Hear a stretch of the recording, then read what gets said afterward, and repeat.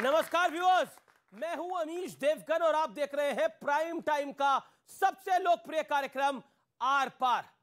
प्रधानमंत्री मोदी का मैजिक और देश के गृह मंत्री अमित शाह का माइक्रो मैनेजमेंट, इन दोनों का नतीजा है कि गुजरात में भारतीय जनता पार्टी का जादू बरकरार है, जो इतिहास में पहले कभी नहीं हुआ। यानी बीजेपी की रिकॉर्ड तोड़ जीत। बीजेपी ने इस जीत में कई रिकॉर्ड बनाए हैं। 182 में से 156 सीट पर जोरदार जीत हासिल की, लेकिन रिकॉर्ड सिर्फ भारतीय जनता पार्टी ने नहीं बनाया है, कांग्रेस भी रिकॉर्ड होल्डर है। कांग्रेस ने रिकॉर्ड बनाया है इतिहास में सबसे कम सीटें जीतकर, 17 सीटें जीतकर गुजरात में अपनी सबसे बुरी हार का रिकॉर्ड बनाया है। कांग्रेस के 44 उम्मीदवार तो अपनी जमानत तक नहीं बचा पाए, यह रिकॉर्ड बनाया है। आईबी की रिपोर्ट के आधार पर सरकार बनाने का दावा करने वाली अरविंद केजरीवाल की पार्टी ने भी एक नया रिकॉर्ड बना दिया है, नया कीर्तिमान मचा दिया है। हिमाचल की सभी सीटों पर, यानी सभी 67 सीट्स पर, 68 सीटें कुल थी, वहां पर पार्टी की जमानत जब्त हो गई है।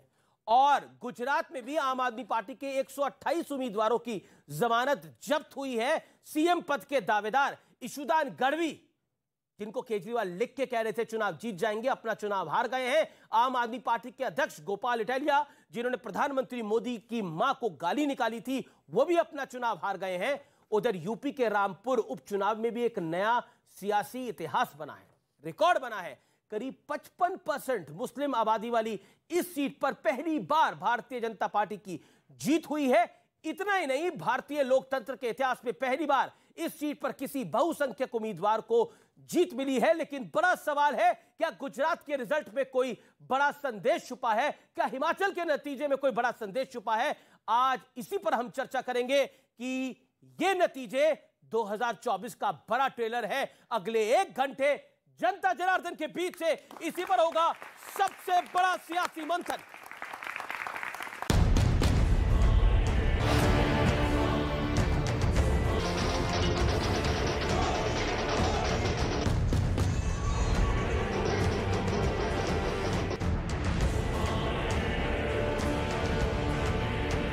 पीएम मोदी की 30 रैलियां और रोड शो।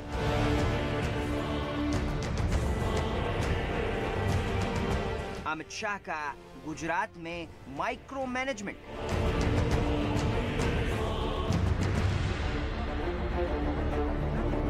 और नतीजा सामने। बीजेपी ने गुजरात में जीत के सभी पुराने रिकॉर्ड ध्वस्त करते हुए नया इतिहास रच दिया है। 182 में से 156 सीटें जीत ली, वहीं कांग्रेस 17 सीटों पर सिमट गई। आईबी रिपोर्ट के नाम पर जीत का दावा करने वाली आम आदमी पार्टी महज 5 सीटें जीत पाई। कि जो अपने आप को न्यूट्रल कहते हैं, जिनका न्यूट्रल होना जरूरी होता है, वो कहां खड़े होते हैं, कब कैसे रंग बदलते हैं और कैसे कैसे खेल खेलते हैं, वो अब देश को जान लेना बहुत जरूरी है। उन लोगों को भी जानना चाहिए, पहचानना चाहिए कि ये भी ठेकेदार है। उधर हिमाचल में सियासत का रिवाज कायम रहा और सत्ता कांग्रेस के हाथ में चली गई। 68 में 40 सीटें कांग्रेस को मिली, तो वहीं बीजेपी को 25 सीट मिली और मात्र 1% वोट शेयर के साथ आम आदमी पार्टी 0 पर आउट हो गई। अब जरा जीत के बड़े बड़े दावे करने वालों का ये रिपोर्ट कार्ड भी देख लीजिए। गुजरात में आम आदमी पार्टी के 128 उम्मीदवार और कांग्रेस के 44 उम्मीदवार अपनी जमानत तक नहीं बचा पाए। और हिमाचल में तो आम आदमी पार्टी की ऐसी दुर्दशा हुई कि 67 उम्मीदवारों की जमानत जब्त हो गई। उधर उपचुनाव में आजम खान के गढ़ रामपुर में बड़ा खेल हो गया। 1980 में आजम खान की रामपुर में एंट्री हुई। इसके बाद पहली बार रामपुर शहर विधानसभा सीट से बीजेपी का कोई उम्मीदवार जीता है। पसमानदा मुसलमानों की बात करते हैं, कोई मोहब्बत नहीं करता, हर कोई को मोहब्बत तुम्हारे वोटों से है। लेकिन सवाल है कि क्या इन नतीजों में 2024 के रण का भी कोई बड़ा संदेश छिपा है? आज आर पार की इलेक्शन स्पेशल डिबेट इसी मुद्दे पर होगी। 2022 का जनादेश, 2024 के लिए संदेश।